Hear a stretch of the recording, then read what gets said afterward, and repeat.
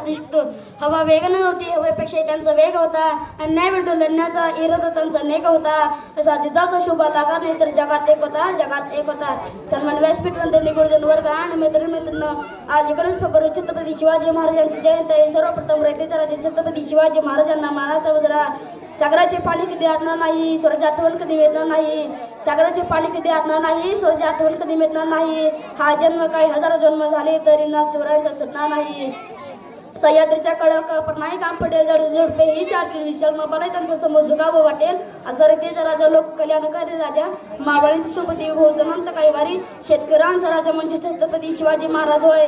कलम नव्हते कायदा नव्हतं तरी सुखी होती प्रजा. कलम नव्हते कायदा नव्हतं तरी सुखी होती प्रजा. काळ सिंहासनावर होता माझा छत्रपती शिवाजी राजा. 19 फेब्रुवारी 1630 रोजी एक तेजस्वी सूर्य जन्माला आला.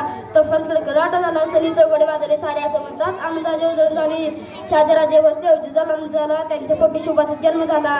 माता जिजाऊंनी सोबत लहानपणापासून संस्कार केले. त्यांनी बालवयात स्वराचे स्वप्न पाहिले.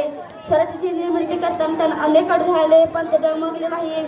शिवाजी महाराज, तानाजी, बाजी, प्रभू, सूर्याजी, जेव्हा माणसाची जीव देणारे मावळे तयार केले. शिवाजी महाराज एक राजा नव्हते, ते एक युग पुरुष होते.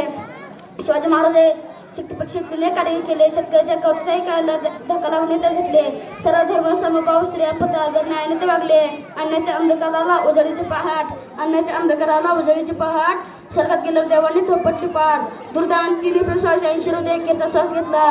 पण मित्र, त्यांचे कार्यविचार आजही आपल्या नवी प्रेरणा उत्साह देतात. अशा महान राजाबद्दल बोलतात शब्द अपुरे पडतात. बोला छत्रपती शिवाजी महाराज की धन्यवाद.